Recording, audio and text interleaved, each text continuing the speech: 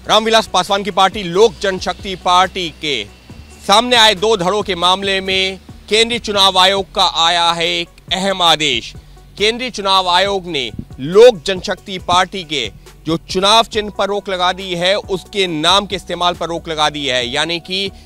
लोक जनशक्ति पार्टी में जो दो धड़े हैं, जिसमें एक चिराग पासवान का गुट है और दूसरा उनके चाचा पशुपति पारस का गुट है, अब दोनों ही गुट में से कोई भी गुट लोक जनशक्ति पार्टी के नाम का इस्तेमाल नहीं कर सकेगा आगामी जो विधानसभा के उपचुनाव होने हैं 30 अक्टूबर को। यानी कि ना तो चिराग पासवान का गुट और ना ही पशुपति पारस का गुट पार्टी के नाम का इस्तेमाल करेगा और ना ही जो पार्टी का चुनाव चिन्ह है, यानी कि जो बंगला जो पार्टी का चुनाव चिन्ह है, उस चुनाव चिन्ह का भी इस्तेमाल दोनों गुट में से कोई भी नहीं कर सकेगा।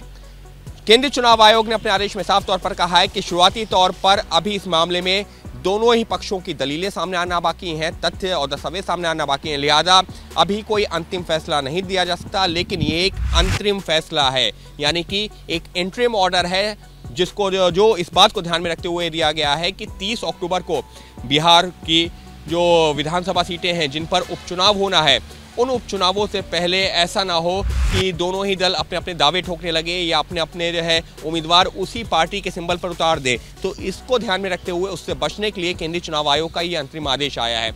ये अंतरिम आदेश आया कब है? ये अंतरिम आदेश इस वजह से दिया गया है केंद्रीय चुनाव आयोग के द्वारा 2 अक्टूबर को, जब रामविलास पासवान के बेटे चिराग पासवान ने 29 सितंबर को केंद्रीय चुनाव आयोग को एक चिट्ठी लिखी, ये कहते हुए कि ये सुनिश्चित किया जाए कि इस पार्टी का यानी कि एलजेपी का चुनाव चिन्ह पशुपति पारस इस्तेमाल ना करें और ना ही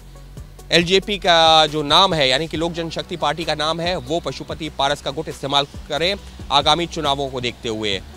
उसी तरह से पशुपति पारस की तरफ से दावा किया गया कि जो असली एलजेपी है यानी कि लोक जनशक्ति पार्टी है,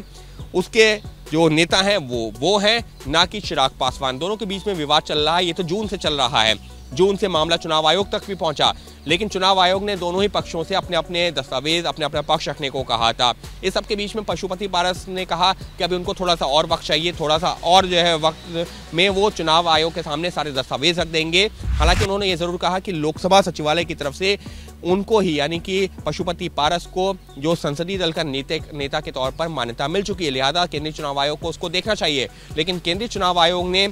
जो चिराग पासवान के चिट्ठी लिखी गई है, कई बार लिखी गई है, कहते हुए कि उन्होंने इन जो सांसद हैं जिन्होंने ये दावा किया था कि वो पशुपति पारस के साथ हैं, उन सबको तो पहले ही पार्टी से निष्कासित कर दिया है। ऐसे में वो लोग आखिर मान्यता कैसे दिलवा सकते हैं या वो लोग जो है कैसे नेता का चुनाव कर सकते हैं? तो दोनों ही खेमों के अपने अपने दावे हैं। केंद्रीय चुनाव आयोग के सामने गया तो केंद्रीय चुनाव आयोग ने दोनों ही गुटों से कहा कि आप अपने जो भी दस्तावेज हैं जिसके आधार पर तय होता है कि आखिर कौन असली दावेदार है या कौन पुख्ता दावेदार है, वो सारे दस्तावेज केंद्रीय चुनाव आयोग के सामने रखे हैं। दोनों ही पक्ष अभी भी कुछ मोहलत की मांग कर रहे हैं, कभी तारीख लग रही है और इस सब के बीच में केंद्रीय चुनाव आयोग ने ऐलान कर दिया बिहार में 30 अक्टूबर को जो खाली पड़ी हुई विधानसभा सीटें हैं उन पर उपचुनाव का। चर्चा ये है कि चिराग पासवान अपना उम्मीदवार उतार सकते हैं एनडीए के उम्मीदवार के खिलाफ, यानी कि नीतीश कुमार के खिलाफ जो उनकी लड़ाई चल रही है, एक बार फिर से अपना उम्मीदवार उतार सकते हैं उसी तरीके से जैसा कि पिछले साल जब विधानसभा चुनाव हुए थे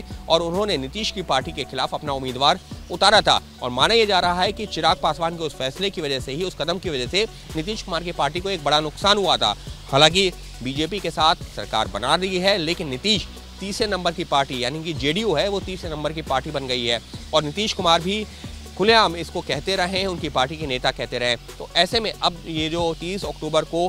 विधानसभा के उपचुनाव होने हैं, उस उपचुनाव के दौरान भी चिराग पासवान अपने उम्मीदवार उतारने की तैयारी कर रहे हैं। वहीं जो चाचा पशुपति पारस हैं वो एक तरीके से एनडीए का हिस्सा है, केंद्र सरकार में मंत्री हैं, लिहाजा वो समर्थन कर रहे हैं नीतीश कुमार और बीजेपी का जो गठबंधन है उसका जो उम्मीदवार होगा उसको समर्थन करेंगे। तो कुल मिलाकर के जो लड़ाई है और केंद्रीय चुनाव आयोग का जो अंतरिम आदेश है ये 30 अक्टूबर को होने वाले विधानसभा उपचुनावों को देखते हुए दिया गया है। लेकिन अभी कोई अंतिम फैसला नहीं, फिर दोहरा रहा हूँ, ये अंतरिम फैसला है, इंटरिम ऑर्डर है। और एक बार जब दोनों पक्षों की दलीलें सुन ली जाएंगी तब केंद्रीय चुनाव आयोग तय करेगा कि आखिर किस गुट का दावा कितना मजबूत है और वाकई में कौन है रामविलास पासवान की जो लोक जनशक्ति पार्टी है उसका असली उत्तराधिकारी। तो इस सब के बीच में जो आगामी विधानसभा के उपचुनाव हैं उस दौरान ये जो दोनों ही गुट हैं वो अपने अपने जो एक चुनाव चिन्ह के बारे में केंद्रीय चुनाव आयोग को जानकारी देंगे। 3 चुनाव चिन्ह के बारे में जानकारी देनी है, जिसमें से केंद्रीय चुनाव आयोग ये तय कर देगा। तो फिलहाल 30 अक्टूबर को होने वाले विधानसभा के उपचुनाव के लिए तो कोई अन्य सिंबल होगा, कोई अन्य पार्टी का नाम होगा, लेकिन असली कहानी या असली लड़ाई तो लोक जनशक्ति पार्टी को लेकर के है, जिसको लेकर के केंद्रीय चुनाव आयोग का अभी अंतिम फैसला आना बाकी है। दोनों पक्षों की दलीलें सुनने के बाद अंतिम फैसला लिया जाएगा। लेकिन निश्चित तौर पर रामविलास पासवान की लोक जनशक्ति पार्टी में जो 2 धड़े हुए हैं, दोनों के अपने दावे हैं, लेकिन किसका दावा मजबूत है और कौन असल माने में है इस पार्टी का उत्तराधिकारी और किसको मिलेगा पार्टी का नाम और सिंबल, ये केंद्रीय चुनाव आयोग दोनों पक्षों की दलीलें और दस्तावेज देखने के बाद तय करेगा।